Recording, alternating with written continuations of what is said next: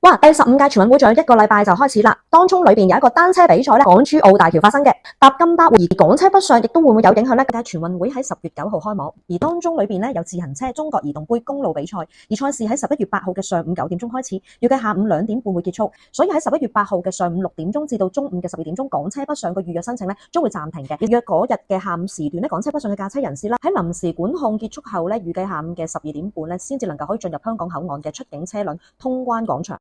而另外自行車公路賽嘅女子個人賽咧，將於10月9日舉行，到7點半至11點半期間咧，金巴往珠海只能夠提供有限嘅服務，建議嘅朋友仔就要收藏啦。11月8號嘅金巴營運安排，香港往珠海嘅班次暫停時間為7點半到12點半，珠海往香港嘅班次暫停時間為8點半至12點半，香港往澳門嘅班次暫停時間為7點半到12點半，澳門往香港嘅班次暫停時間為8點到12點半。分享俾你身邊嘅朋友，